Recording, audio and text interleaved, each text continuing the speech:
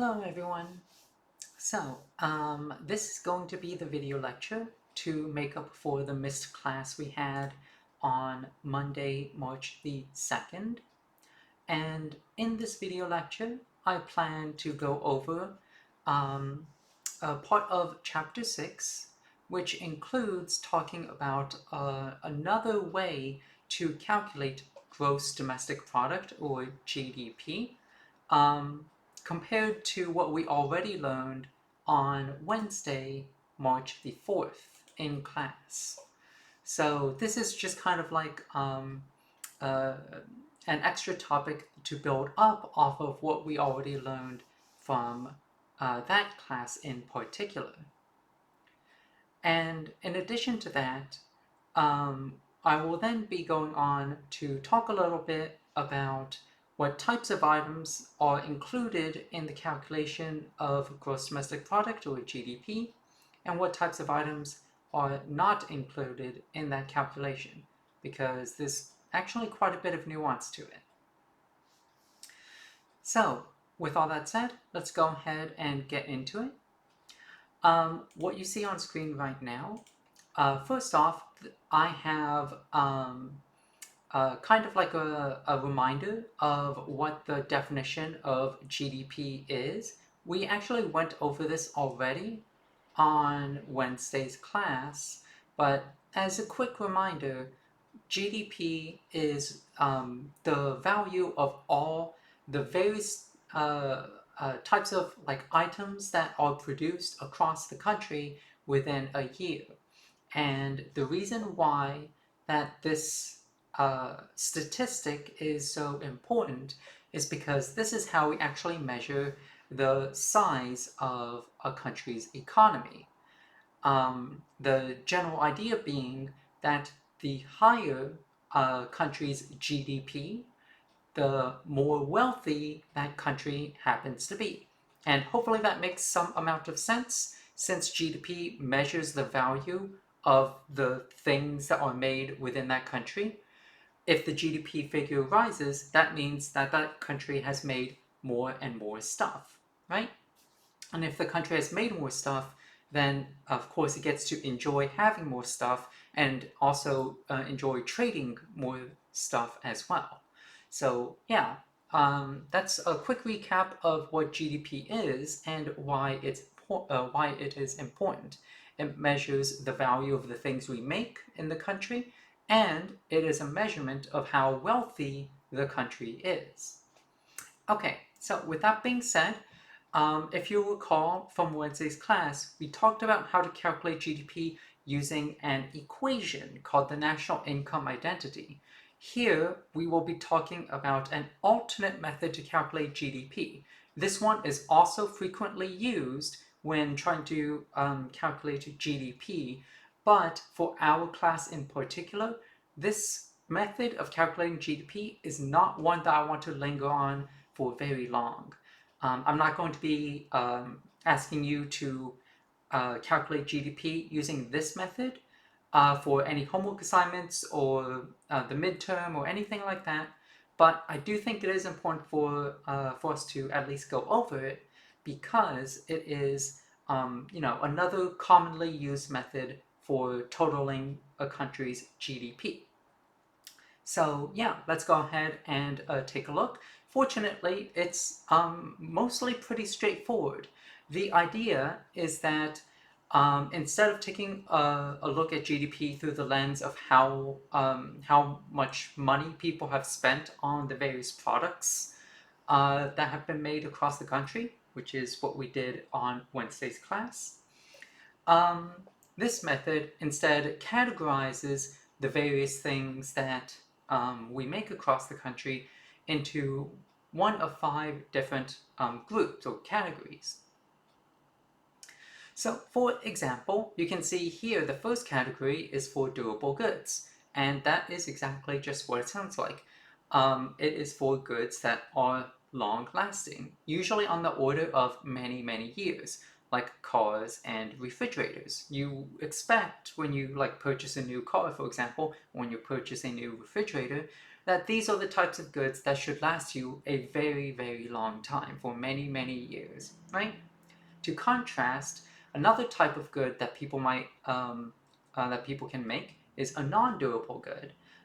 These are shorter-lived goods, goods that do not live or that do not last for nearly as long as some of these other goods here. So, for example, food and clothing, right? So, food, of course, expires over time.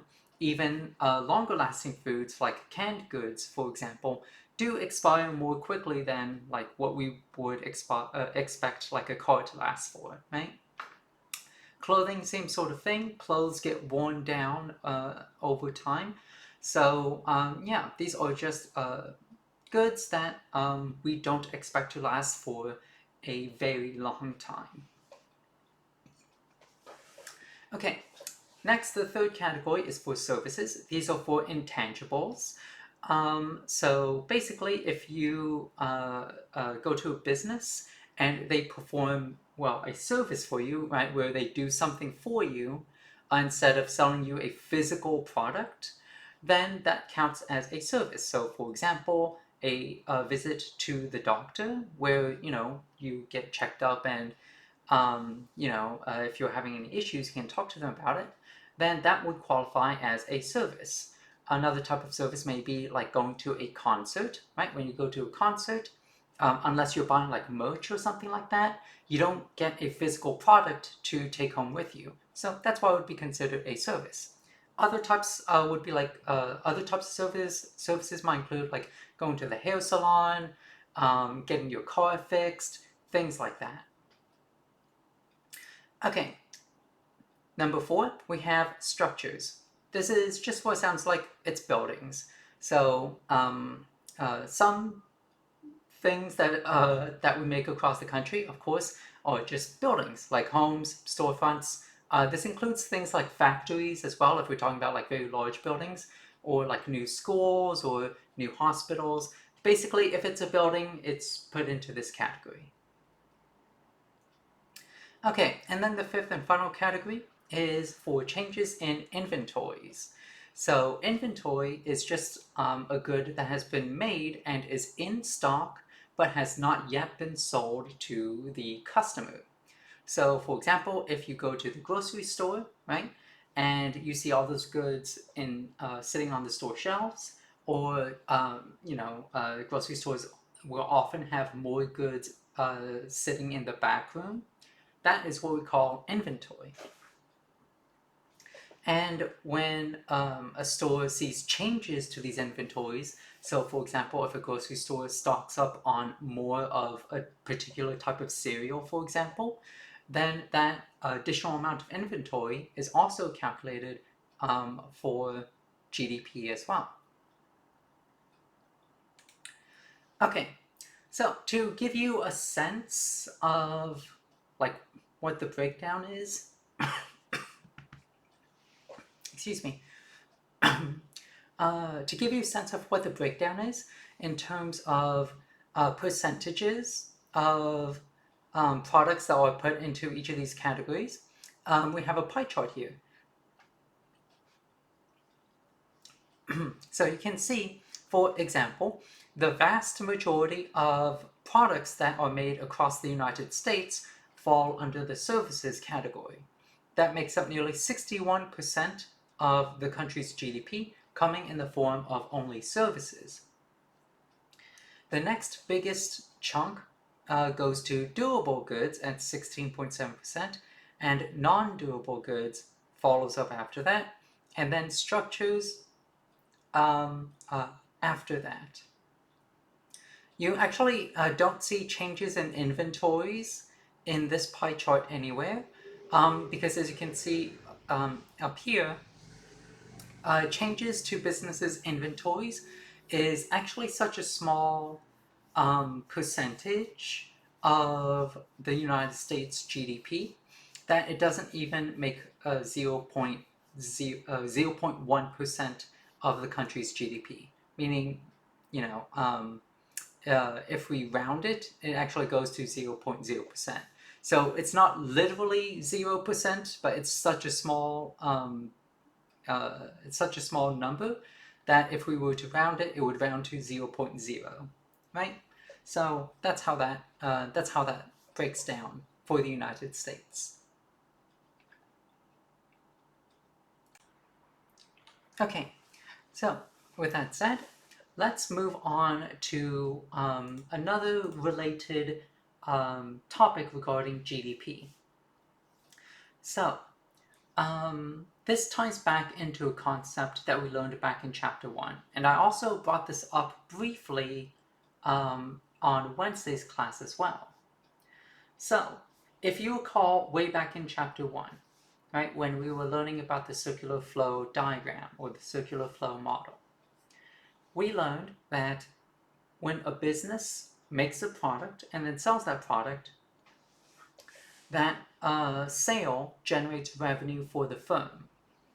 But then what that business does with that revenue is that it uses that revenue in order to pay various types of bills. So, for example, of course, many businesses will need to hire employees, and if that is the case, then of course you have to pay those employees a wage. So, part of a business's revenue will go to the employees. That's not all, though. We also learned that businesses often have to, for example, take loans in order to purchase capital, that is, to purchase equipment, and the loans also come with interest payments. So part of that revenue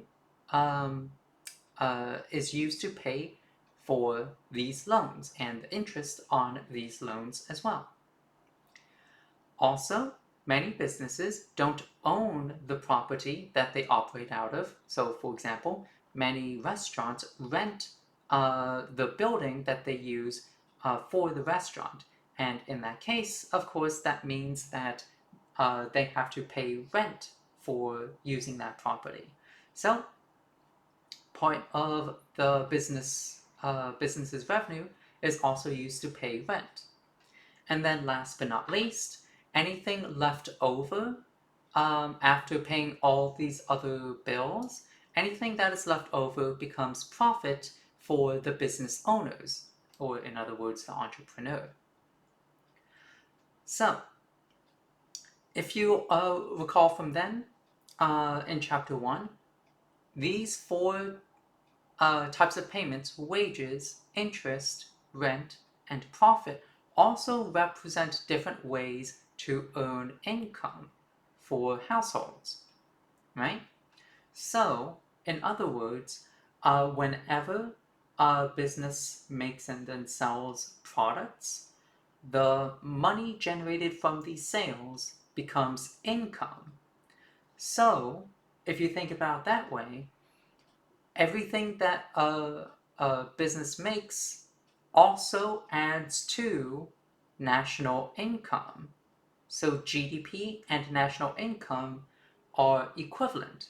And to be clear, what I mean by national income is if we take all the different ways that people can earn income, right? Wages, salaries, interest, rent, and profit, and we add up every person's income across the country, right? Then that is national income.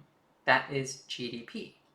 That is why, if you recall, that equation we learned about on Wednesday's class, the national income identity. That's why it is called the national income identity, because it tells us how to calculate GDP, and GDP is national income. So yeah, we actually have multiple different ways of calculating GDP. One we learned about in person on Wednesday's class. Another we just learned about in terms of dividing the different types of products that businesses make into those 5 categories, right? And we saw a pie chart breaking that down. And then there's this method as well, where we total up every person's income, and this is also another way to calculate GDP. But again, to be clear, the only method that I will be asking you to calculate GDP is the first one that we learned about in person on Wednesday's class. These other two methods that we just talked about here in this video, I will not be asking you to do any calculations for, but I may have a question or two on the midterm exam that asks about a couple of these things just to make sure that you understand the basics of these other methods as well.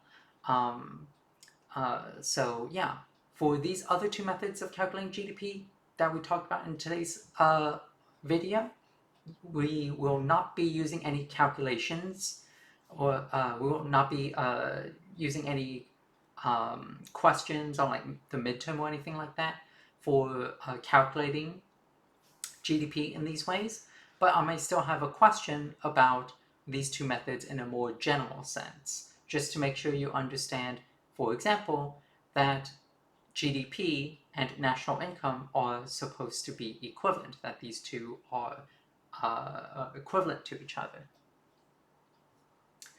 Okay, so that being said, let's move on to the final topic of this video lecture, and that is what types of things are included in the calculation for GDP and what types of things are not. Because not all products made across the country add up to a country's GDP. There's more nuance to it than that. So let's talk about those nuances. Let's talk about why we have to make some exceptions. So first things first, let's talk about two broadly categorized types of goods. Right? So these are physical products that are made, but we're categorizing them in these two different ways here: intermediate goods and final goods. Okay, so you can see here, intermediate goods are just products that are used in order to produce some other type of product. So, for example, these can be tomatoes used to make the pizza sauce that a pizza restaurant uses for the pizza, right? So another example of this, going with a pizza restaurant sort of example again, the flour used to make the dough would also be considered an intermediate good. So would be the pepperoni used on the pizza, so would the cheese. The idea here is that all of those things I mentioned, the tomatoes, the flour, the pepperoni, the cheese, these are all ingredients used to make what's called the final good. The final good is just the product that is sold to the consumer, ready to be used by the consumer. So, when you go to a pizza restaurant, for example, you don't individually buy like the tomatoes or the cheese or anything like that, right? You pay for the entire pizza. So the pizza itself, in its final, completed, fully cooked state, is what is called the final good, because that is what is actually being sold to the consumer. The individual pieces of the final good, that is the ingredients, like the tomatoes and the cheese, for example, those are only a part of the final good.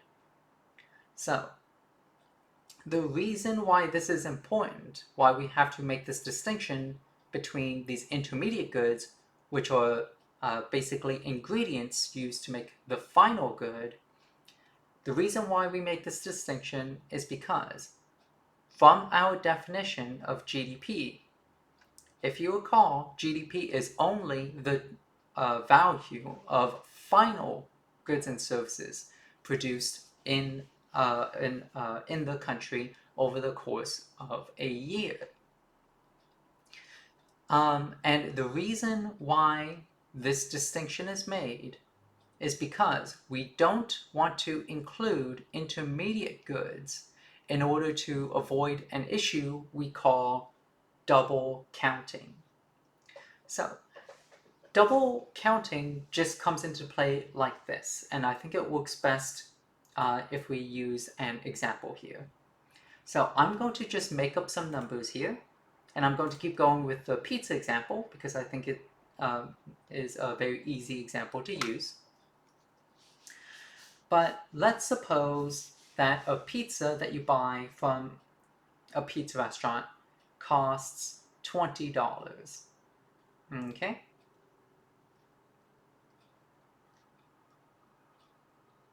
So this is the price that the customer would have to pay if they want to buy a pizza from this restaurant, right?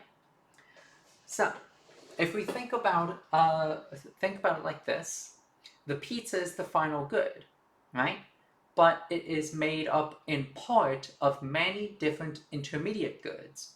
Again, like the tomatoes used to make the pizza sauce, or like the cheese, or the pepperoni, for example, right? So let's suppose that, just again to make up a number, let's suppose that the cheese costs 50 cents. Let's suppose the tomatoes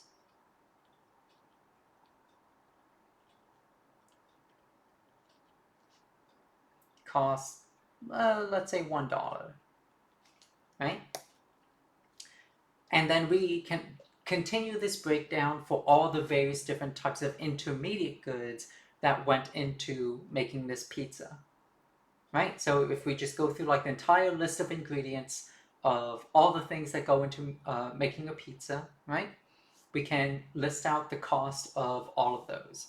So the amount of cheese used to make this pizza was 50 cents worth of cheese. The amount of tomatoes used to make this pizza was $1 worth of tomatoes, right? So the idea here is that the final price of the pizza, the $20, must already include the value of all the various ingredients used to make the pizza, right? That is the value of the cheese used to make this $20 pizza that the customer has to pay $20 for, has to include the price of the cheese and the price of the tomatoes here. The reason why this is because if this pizza was valued less than all of the ingredients used to make it, then the pizza restaurant wouldn't actually be able to make any profit off of this sale, right? So when any business makes and sells a product, it is assumed that the final good that is being sold to the consumer has to already include the value of all the component parts of that product, like the cheese and the tomatoes used to make a pizza. Because the business, of course, is trying to make a profit, it's trying to earn money. If it charged a price for the pizza that was less than what it costs to make it, that is less than all of the intermediate goods used to make that pizza, then that pizza restaurant wouldn't be able to make any money. So the problem of double counting comes in the form of comes in this way. If we counted the cost of the pizza, the value of the pizza, and we also individually included the value of all the intermediate goods, like the 50 cents worth of cheese, the $1 worth of tomatoes, then we would be counting the value of the cheese twice and the value of the tomatoes twice, right? Because the final price of the pizza, the final good, already naturally includes the value of the ingredient parts. So we don't need to count the ingredient parts separately, because by counting the final product, it already includes the value of these intermediate goods, of these ingredient parts. So I hope that makes sense. That this is why we, when calculating GDP, we only include final goods and services in our calculation of GDP. Those intermediate goods, we do not need to count them separately because the value of those intermediate goods are already included in the final good. Um, yeah, just to give you another example also, in terms of the difference between intermediate goods and final goods, I went with the example of a pizza originally because I think it's easy to understand in the concept of food. But we can also apply it to most different types of physical products that we might buy. So for example, like if you want to buy a new car, well, that car is made up of a lot of different component pieces as well, like tires, right? Or glass for the windshield, or steel used to make the frame, so on and so forth. So if we were to take a look at the value um, of all the Honda Civics that Honda makes from a factory, right? We only need to take a look at the value of the fully made cars of those Civics. We don't need to take a look at the value of the individual component pieces, that is the intermediate goods, like the tires or the glass or the steel, right? So yeah, I hope that makes a lot of sense. Okay, so for this last topic that I want to cover for today's video lecture, here I have a table that's actually taken from the textbook, which summarizes the various things that are directly accounted for in GDP and the things that are not directly accounted for in GDP. So here on the left, this is all the things that are directly accounted for. You can see these are just actually the component pieces of the national income identity equation that we learned about from Wednesday's class. They are consumer spending or consumption, business investment spending, government spending, and then net exports or the trade balance. And then on the right-hand side, these are the things which are not included in GDP. Intermediate goods, we already talked about that from the previous slide. But then these next three bullet points, or these next three topics here, we actually haven't talked about. So let's talk a little bit about them. Okay, so first off, let's talk about transfer payments. So what are transfer payments? Essentially, a transfer payment is when you receive some amount of money that is not a payment for a service or a good. So just to give you an example, just to hopefully make sure it's clear, if, for example, let's say it's your birthday, and then a family member maybe as a gift gives you, let's say, $50, okay? Then that $50, although you have been given this $50, it is not included in GDP. This is what we call a transfer payment. It is a transfer of money from one person directly to another person, but there has not been any good that has been produced and no service that has been rendered in exchange for that money, right? So effectively, it's just a gift. You receive this money for free and you don't have to do anything else for that money. That is what we call a transfer payment. Another example of a transfer payment would be like unemployment benefits or like relief checks that you might receive from the government. So the reason why we do not include these transfer payments directly in accounting for GDP is because we want to avoid an issue of double counting. Once again, just like with intermediate goods. So just to make sure it's clear, let's keep going with this $50 gift example, right?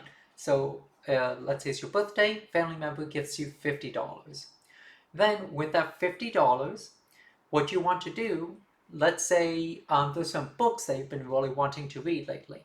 So you use all 50 of those dollars that you received to go to the bookstore and then buy some books that you wanted. $50 worth of books that you wanted. Okay?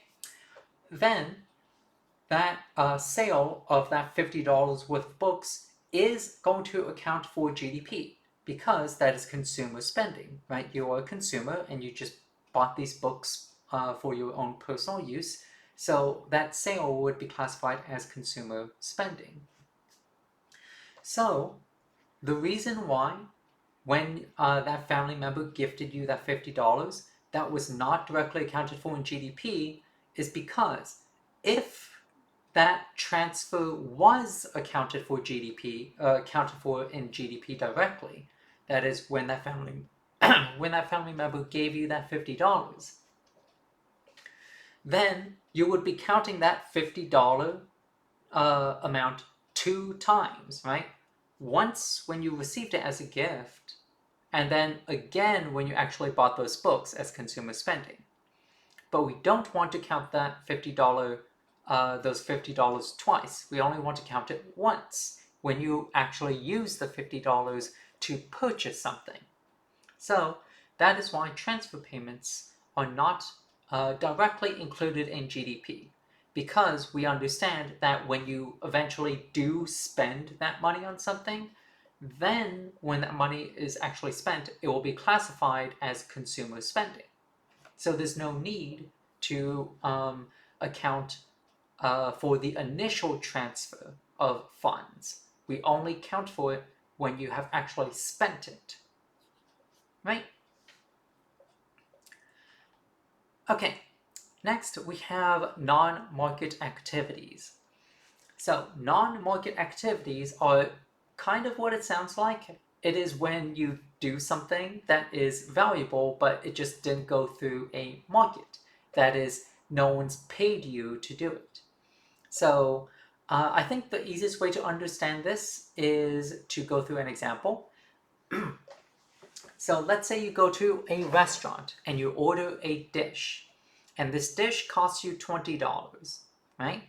So when you pay the restaurant $20 for this dish, again, that sale is classified as consumer spending because you're a consumer. You went there to purchase this dish to eat for yourself, and that dish was priced at $20, so that's a $20 worth of consumer spending right there. That would be called a market activity because you actually spent money to purchase something. In contrast, though, a non-market activity would be something like you making that same dish at home just using ingredients that you already have at home. Now, when you make that same dish, right, and it's the exact same dish that you can get at the restaurant, but you're just making it at home using your own ingredients. Of course, no one is paying you to do that, right? You're just making that dish on your own, using your own ingredients because you wanted to eat something. But that would be classified as a non-market activity, again, because no one's paid you to do that. You just did that on your own. And these non-market activities, like making that dish at home on your own using your own ingredients, is not included in GDP, even though the final product is essentially the same. Whether you buy that dish from a restaurant or whether you make it at home, it's the same dish, right? But the reason why that dish you make for yourself at home is not included into GDP is more so a practical reason rather than uh, uh, like saying it shouldn't count. From a practical perspective, it is just very difficult to get a sense of these non-market activities. But hopefully that makes sense if we think about it, right? Like if you buy something like at a restaurant, when you buy that dish at a restaurant, it's clear that a transaction had taken place because money was exchanged. money was, transferred from your bank account to the restaurants, for example, right? So it's clear that there was a transfer taking place, like a sale that has taken place, and therefore it is easier to track in GDP because there's a paper trail, effectively, right? In contrast, when you make a dish for yourself at home, there's not going to be a paper trail for that, right? When you make something for yourself at home, no one's paid you to do it. There was no money that had to exchange hands, right? So there's no like bank activity that we can track from there either. So it's just not something we can really track. But to be clear, again, the difference here is just from a practical perspective. Ideally, if it was possible to get like 100% accurate information on these non-market activities, then we probably would want to include these into a calculation of GDP. Because again, the idea is that the product is still the same. Whether you buy it at a restaurant or whether you make it for yourself, the product is still the same. And GDP, again, is the measurement of all the final goods and services that have been made. So it is a product that was produced. You just happen to do it by yourself at home. So yeah, ideally we would want to include these non-market activities, but it's just from a practical perspective that we don't, because it's hard to get data on non-market activities. So that's why it's not included. Okay. Next up, we have used goods. So this one is actually much more straightforward than the previous items. So used goods are not tracked directly in GDP. That is, the sales of used goods are not directly tracked for in GDP. And the reason for this is pretty straightforward. The idea is that, again, GDP takes a look at the value of all the different final goods and services that have been produced within a country over the course of a year. But we don't include the sale of used goods in those because, again, we want to avoid double counting. So think about it like this. Let's say Ford made a truck last year, so it's a 2025 truck, right? So that truck, when it was made, was accounted for in GDP, the GDP for 2020, excuse me, the GDP for 2025. But then, let's say the person that bought that truck, for whatever reason, decided that they didn't need that truck anymore and decided to sell it straight away, right? So let's say that sale happens in 2026. Well, that truck is already accounted for in GDP, 2025 GDP. So we don't want to account for that sale of that used truck for the GDP of 2026 because it was already accounted for in 2025, right? If we counted it again, then it would be double counted, which of course we do not want to do. Another way to think about it is, of course, GDP, we only want to take a look at the value of all the final goods and services that have been made, right? But for used goods, if we track the sale of a used product, well, then we would again be counting it twice, when in fact there was only one good made. So going back to that Ford truck example, there's only one truck that was been made, right, in this example. This one truck just happened to get sold 2 times. One time when that truck was brand new, and then again when it was used. But it's still only one truck. So it doesn't make sense to count it twice, right? Because there's one truck, not 2 trucks. So yeah, the sale of used goods is not included in GDP because they were already accounted for in GDP when it was made and sold brand new. Okay, last one, illegal goods. The sale of illegal goods are also not included in the calculation for GDP, but the reason for this is pretty easy to understand. It's just that it's hard to get data on this. Of course, the idea behind selling illegal goods is that you don't want people to know that you're selling something illegal, right? At least you don't want like the government to know that you're selling something illegal, because if they did know, then you can potentially get charged for it, right?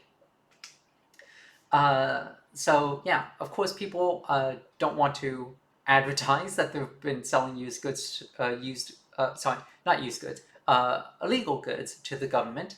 So it's harder to get data on these sorts of things, and so it's also not included in GDP. Um, Again, this is one of those issues, just like with non-market activities, where in an ideal world, we probably would want to include the sale of illegal goods as long as those illegal goods are brand new. Simply because they are still like brand new goods that are valuable, that have been made. And so it makes sense to also want to include them into GDP.